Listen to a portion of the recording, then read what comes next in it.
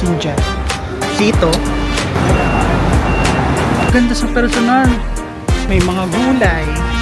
Taiwanese sausage dito. Ulan tayo sa cardio guys. Hi, nice, what a beautiful view. Ganyan. Dito na tayo ngayon sa Ximending area. Wow.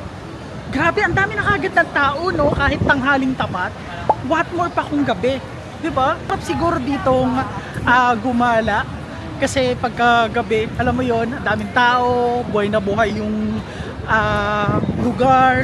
Ay guys, so ito pala yung nagtatrending na scallion pancakes. Actually, itatry natin yan one of these days. Pero ngayon, kumain muna tayo kasi nagugutom na talaga ako. And then, may nahabol din kasi tayong oras. Ano to? Pork and burger? What's that? Okay. So, ano siya? Egg pork burger. Pero itatry din natin yan guys. Huwag kayong mag-alala. Alam ko na kung saan ako kakain. Masarap dyan yung scallop, egg, at saka yung sikat na braised pork nila o yung loro fan. So tara guys, pamila na tayo. Ayan siya guys. Yan. O dito na lang kaya tayo bumili. Dito na lang kasi wala masyadong pila. Sige, tsaka na lang tayo bibili dyan. Dito na lang muna kasi nagmamadali na tayo eh. So, sige, tsaka na lang. So, tara guys, dito na muna tayo kumain. Ngayon guys, andito tayo ngayon sa parang kakompetensya nila dun sa isang masarap. So, dito muna tayo kumain kasi nagmamadali na rin tayo. And yung in-order ko pala dito guys is yung braised pork. I think, hindi ko lang sure kung parehas yung braised pork tsaka yung loro fan. But, let's see. And umorder din pala ako ng scallion egg. And ang cost pala ng in-order ko is 180 NTD. So, ito siya guys. Ito yung braised pork. Ito yung scallion egg. Tapos, umorder din tayo ng bubble milk tea. Ayan. Kain muna ko guys. And then, update ko na lang ulit kayo kapag pupunta na ako sa Mulay. Okay? Yun guys, tapos na tayo kumain doon. Since mahaba yung pila, hindi na muna natin tinuloy. So, sa ibang araw, itatry natin yun. At least nagkaroon tayo ng comparison, di ba? Kung alin sa kanila yung mas masarap na braised pork. Pero guys, ang sarap ng braised pork. First time ko lang makatingin. Pero, meron siyang kalasa sa atin. So, gagawan ko yun ng separate na video, guys. Ng food vlog. Yung braised pork. Kasi meron siyang kalasa. Pero, guys, sobrang sarap. Ang sarap nung lasa niya. Ngayon is pupunta na tayo sa Wulay and hindi ko alam kung gaano kalayo siya dito mula sa Ximending. And time check pala guys, it's currently 1:34 PM. So hopefully makarating tayo doon na maaga kasi as far as I know, yung Wulay cable car parang nag-ooperate lang sila ng 5 PM. So tara, sana maabutan natin guys. And sana hindi tayo maligaw.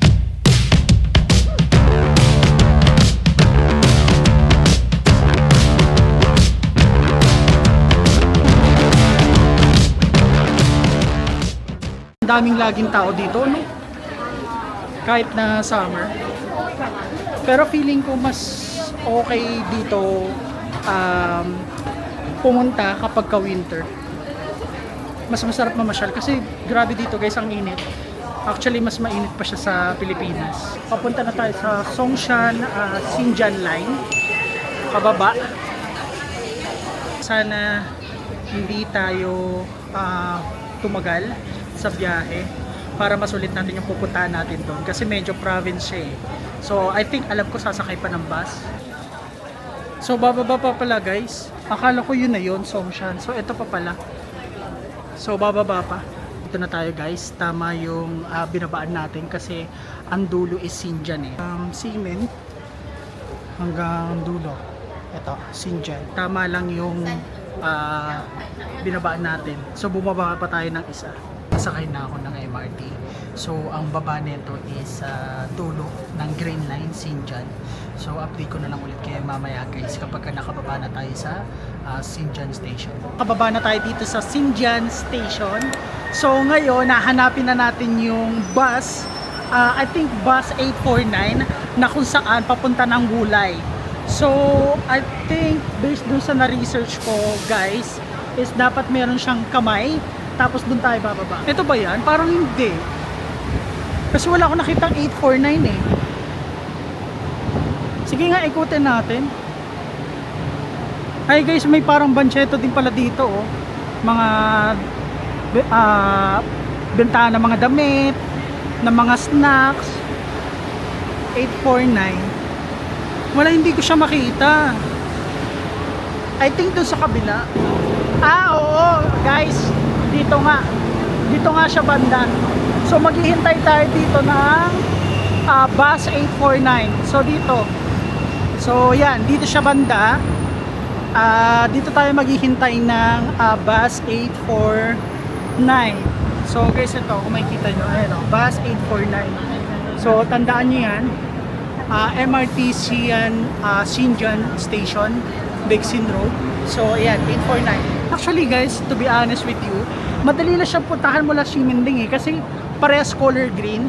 So yung Xinjiang tsaka yung Ximen is parehas na color green. So basically hanapin nyo lang yung color green, tapos yung Xinjiang is pinakadulo ng color green line. So pagkalabas nyo dyan, dito sa Xinjiang Station, ayan, di ba dyan kayo lalabas sa station na yan? So pagkalabas nyo dyan, right side agad, yan, dito. Ayan, dito siya guys. Kaso ang inaalala ko, sakto na kaya tong ano ko, kasi 400 NTD lang yung load ko eh nabawasan na kasi di ba galing pa tayo ng airport. So maghanap nga tayo dito ng pwedeng reloadan kahit man lang sana 100, kasi ayoko makampante, baka mamaya kulang na pala o paano tayo uuwi, wala ka naman mag-taxi tayo, di ba? Ang mahal. Meron ba dito yung parang reloadan, yung parang sa Japan? So ayan, hindi ko alam guys, kakainin ako nito. So top up, let's say English. So ano yun, tipas? Wala akong tipas. Oh, okay. Sige, tingnan niya natin si ate. Okay. So ganun lang pala. Okay. So pipiliin lang natin yung easy card. Okay. Makikita rin pala yung remaining balance, oh. Okay, I see. Okay. So, guys, gets ko na. Buti na lang andito si ate. Binigyan tayo ng example. So, magpapaload tayo ng, let's say, 100 siguro. So, papaloadan natin tong easy card natin. Just to make sure lang. So, tara, gawin din natin. Una is, nilapag lang niya dito.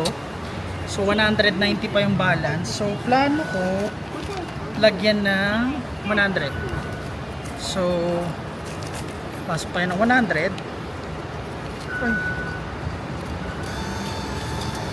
Okay. Ilan na? Next lang ba? Next. So, ilan na? Yay! 290 na. Kaya alisin na natin. Ganun lang pala kabilis. Ang dali lang pala. So, tara guys, pumunta na tayo dun. Baka mamaya andun na yung bus. Nice! Wow! But, alam mo, ang interpretation ko dito sa Taiwan, sobrang dali lang gawin. Like sa transportation, hindi pa ako naliligaw ng todo. And then katulad niyan, nagpa-load ako, hindi rin ako masyadong nahirapan. And thank you kay ate. Pero ang galing. Natutuwa ako. Hindi ako yung parang ngarag-garag na hindi ko malaman kung ano yung gagawin, kung paano ba siya gagawin, ganyan. Pero ang dali lang. In fairness, mula sa Taoyuan International Airport, mula sa Ximending, kayang-kaya. And ayun guys, patating na pala yung bus 849. And also pala, bibigyan ko pala kayo ng tip. Kapag ka nalagpasan nyo pala yung bus na 849 is maghihintay kayo ulit ng another 20 minutes. So katulad na ito, ang 849, dumadating siya every 20 minutes.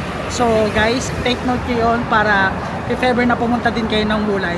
So ito na pala yung bus natin guys na 849. Take note may pila yan. So hindi kayo basta-basta pwedeng sumingit.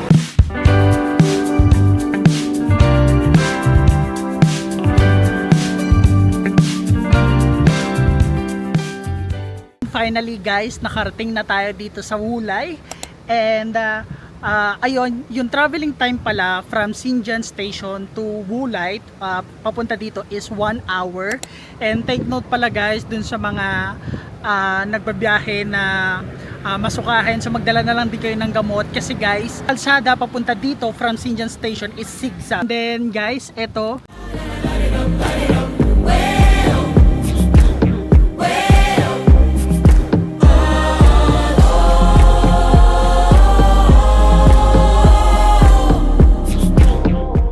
Pala guys, etong river na to is Nanshin River. Ayan, etong river na yan. Tingnan nyo yung kung gaano ka-clear yung water. Green, sobrang linaw. 'Di ba? Gusto ko lang din pala i-shoutout yung mga kasama kong mga Filipino din na pumunta dito. So, ingat kayo and I hope na magkita tayo doon sa Wulay waterfall. Ayun lang, kaso guys sarado. Hindi tayo pwedeng umakyat. Ayan. So nakasarado.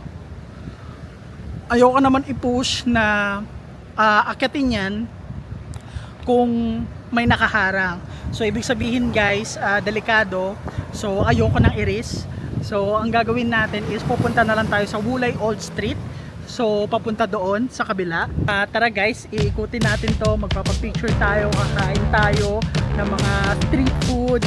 So samahan nyo ako and explore natin tong Wulay. Let's go! Guys, nandito na tayo ngayon sa Wulay Old Street. Ito yung itsura niya guys. Ito yung papasok na ng Wulay Old Street. Ayan, may mga street foods. Alam mo guys, parang gusto ko itry yung Taiwanese sausage. Ano, ang daming mga bilihan. Try natin yan maya maya. Ayan, may sweet corn din. May mga gulay. Ano yan? Okay. Parang mga hot pot ganun. Ayan o. Ang daming kung ano yung mga pwede nyo mabili dito. So, pwede nyo yan i-try pag pumunta kayo dito sa Wulay Old Street. Ayan o, may mga pagkain din binibenta. Ay guys, parang gusto kong tikman. Tara, tikman natin. How much? 45. 45. One please. Okay. So guys, bumili tayo ng Taiwanese sausage. So ito yung first time nating matitikman yung Taiwanese sausage dito sa Taiwan. So tara guys, tikman na natin. Kasi since this is my first time tikman to. So bago sa panlasa ko. So dun sa mga pupunta pala ng Taiwan, i-share ko sa inyo kung ano nga ba yung naging experience ko sa pagkain ng Taiwanese sausage. And balita ko pala guys is isa sa mga sikat na food dito sa Taiwan is ang sausage nila. So tara guys, tikman na natin.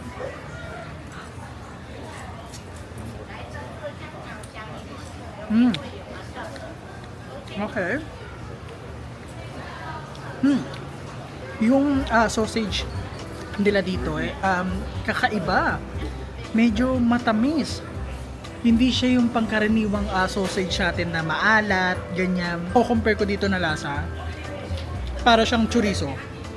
Chorizo na pinasarap na version. Ganun yung lasa niya. Pero guys, ang sarap po. Tingnan mo. Ayan o, yung loob niya sobrang meaty, chewy, may pagka-chewy siya, pero overall masarap siya. Hindi siya yung karaniwan na titikman natin na hotdog sa Pilipinas. So may pagka-chorizo yung lasa niya, matamis. So yun yung pinakamalapit na mako-compare ko dito sa Taiwanese sausage. So guys, correct me if I'm wrong, doon sa mga nakapag-Taiwan na, at syempre, of course, natikman nyo na to. Ano yung malapit na lasa niya dito sa Taiwanese sausage? sa Taiwan. Ayun guys, nakalagpas na tayo dito sa bridge na to. Ayan, kung makikita nyo. And then, pagkalagpas nyo dito sa kulay asul na bridge na to. I think hindi siya asul, para siyang light green, ganyan. So, hello. So, etong bridge na to, pagkalagpas nyo dyan, yun na yung Wulay Lagkart. So guys, tara, hanapin na natin dito kung saan yung Wulay Lagkart. Kasi hindi ko rin alam. Actually, ayun na siya, banda dito yung Wulay Lagkart. Kaso may ginagawa. So hindi ko alam kung saan siya banda. So hahanapin pa natin kung saan ba banda yung Wulay Lagkart papunta dun sa kabila. Dun sa Wulay Waterfall. So tara guys, samahan nyo ako. Let's go. And sabi dito, diretso lang. Pero nasan siya? Kasi kailangan kong habulin yung cable car. Kasi ang alam ko, yung cable car is pagkatapos ng Wulay Lagkart. And yung cable car na yon is binayaran ko. So sayang din kung hindi ko magagamit, di ba? Ay, sorry. Akala ko dad. So asan siya? Ito Wulay Lagkart. Ito daw eh. Ayun no. So aakyat? Papunta dito? Sure ba yan? Well, wala naman tayong choice. So tara, akyatin na natin. Kaya bago kayo pumunta ng Wulay, mag-cardio kayo. Hala. Saan ba? Hindi ko alam. Sige nga, try nga natin akyatin. Kasi hindi ko alam eh. Tara. Para siyang simbahan. Hindi naman siya Lagkart. Ito ba yun?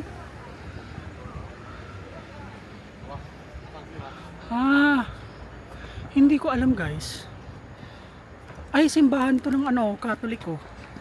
Ngayon ko lang napansin Ayan, simbahan ng Katoliko. Kailangan pa natin dumiretso dito. Grabe ang tirik. Ay. Oh my god. Nakikita nyo kung gaano kataas. Kulang tayo sa cardio guys. Pero nakakaya naman, di ba? May mga batang umaakyat. Ayan di ba? So papatalo ba tayo? Hindi. Ayan guys. Ito na. May dalawang ruta siya guys. Ito siguro yung kaninang ginagawa. Tapos ito yung papunta sa Catholic Church. So tara guys, pumunta na tayo sa Wulay Lagkart. And ito yung Lagkart. Dito yung bilihan guys ng ticket ng Wulay Lagkart. Saan dito? Dito? Regular, special. So sige, isang regular lang muna. So 50 NTD tapos 30. So hi. One regular. One regular, 50. 50. Punta daw tayo dito. So, pagka bilhin nyo ng ticket dyan guys, diretso lang dito. Ayan. Boarding. Dito nga. Ayan. Thank you. Alright. So, can I sit whatever I want? Can I sit? Pizza. Here, can I sit here? Yeah, sure. Alright, thank you. So, ayan guys. Dito tayo uupo. Ayan. So, tinatakan lang ni ate. And then, meron pa doon. Pangalawa na ata yan. Pero, etong ticket, tinatakan lang ni ate. So, pwede na daw tayo umupo dito. Ayun na guys, umaandar na. Eto na. Woo! Ang saya.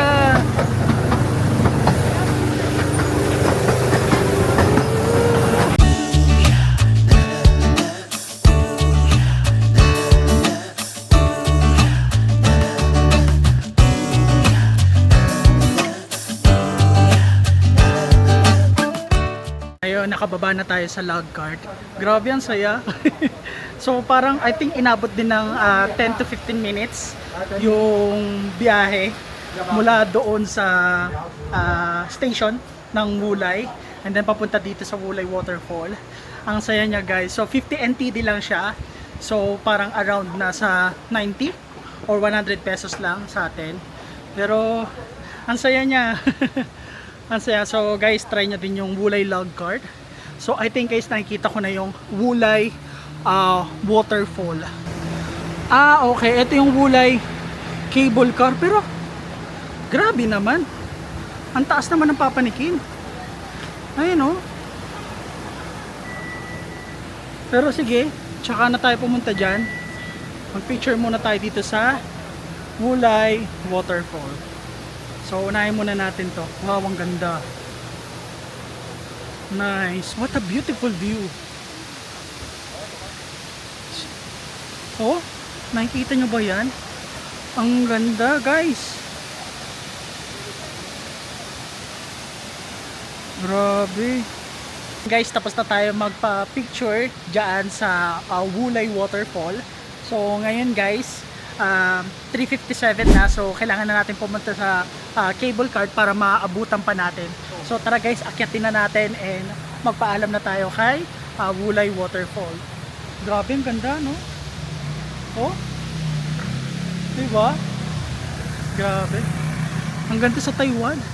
So far, ang ganda niya. Yung interpretation ko talaga malinis, madaling i-navigate. Alam mo yun? Tapos, ang ganda ng kapaligiran. So, meron siyang different taste when it comes on sa environment. So, perfect. Perfect siya sa akin, for me. So, tara guys, akitin na naman natin yung Wulay cable car. And sana umabot pa tayo. Ayun o, cable car station. Ayun o, partida, wala pa akong tulog nito. Kasi galing pa ako sa shift. So, talagang laban lang. Kaya, sayang din naman, di ba? Ang tarik naman nito.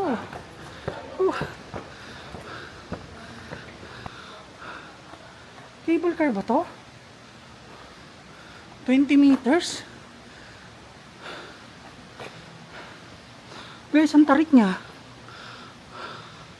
Kaya ba natin to?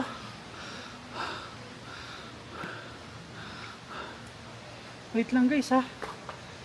O dito. Dito na ata yun eh. Parang mali tayo. Dito ata.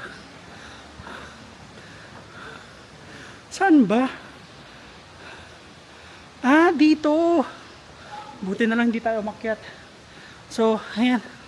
Tara guys, sakitin na natin. Ayan guys. Nakapanik na tayo dito sa taas. Meron pantaas yan, oh. Ha? Kapagod. Ayan guys.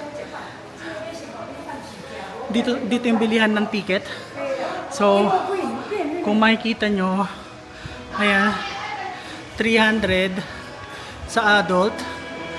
Yan, 230 sa child. Sa senior or disabled, 150 NTD. Ayan. So, tara guys, ipapalit na natin sa kanila yung binook natin sa Klook. Let's go. I have booking Klook. Doon daw guys. Yeah. Meron na kasi tayong code sa Klook na binili natin. Hi. Meow. Meow. Hi. Shishi. Where I go? Here? Wait a moment. 5 to 10 minutes. 5 to 10 minutes. Okay. Alright, Shishi. So, I'll just go there? Or not yet? Waiting line. Okay. Alright. So, dito guys yung entrance. Cable car entrance. And, sorry guys, hindi nyo pala doon ipapakita. Dito nyo pala ipapakita kay ate yung voucher nyo or yung reservation nyo sa Klook. And guys, i-add ko na lang din pala yung opening hours nila para masigurado nyo makakasakay kayo ng cable car. So, ito siya guys, i-post nyo na lang yung video. So, nakikita nyo yung cable car, weekdays is from 9 AM to, ilan yan? 5 PM lang. Pag weekend or holiday, 9 AM to 5:30 PM. So yung amusement facilities iba naman din. So ayan. And guys, pasakay na tayo ng cable car dito sa Wulay. Meow. Meow. Uy. Oh my god. Guys, bakit ganun? Parang tayo lang yung tao dito. Parang tayo lang yung tao. Wala pa masyado nagbo-book na ito.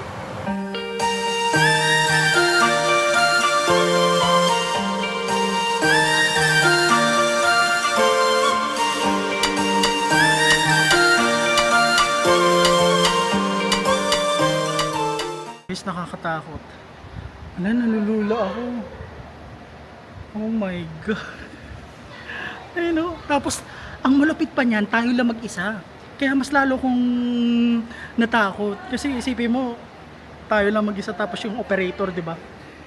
Tapos yung isa pang operator, so bali 3 lang kami. Ayun pala guys, pag akyat nyo dito sa cable car, is andito pala yung Yun Xian Hotel. Ayan siya guys.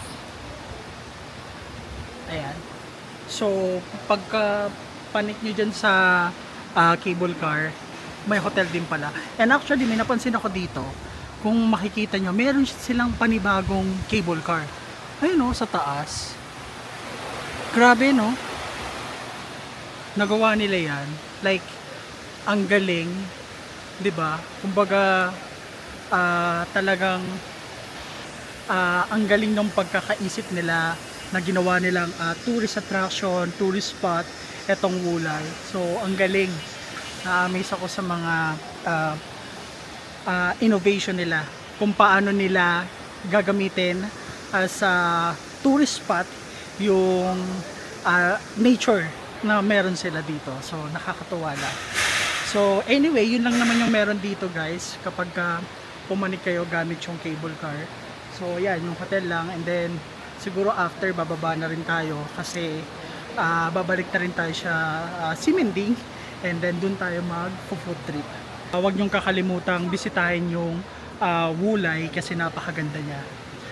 Ano siya, laid back siya. Actually hindi siya laid back, talagang province siya. Pero worth it yung nature na makikita nyo.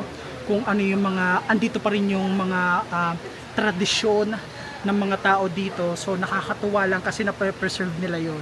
So yun. Yun yung isa sa mga suggestion ko guys kapag pumunta kayo ng Taiwan, pumunta kayo ng Wulay. Okay?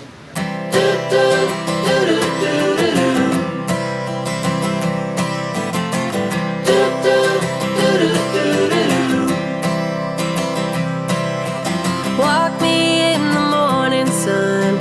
Tell me I'm a lucky one. Riding on. And just like that, nakabalik na tayo dito sa bus station. Masasabi ko dito sa Wulay is paulit-ulit na pero gusto kong iparating sa inyo guys na napakaganda netong lugar na to, napaka-underrated and isa pa konti pa lang yung mga turista na dumadayo dito. So lubos-lubusin nyo na kasi syempre kapag marami na dinadagsa na, syempre hindi na ganun kaganda yung compare sa dati na konti pa lang. Ang gusto ko lang sabihin sa inyo dito guys is napakaganda nito ng Wulay.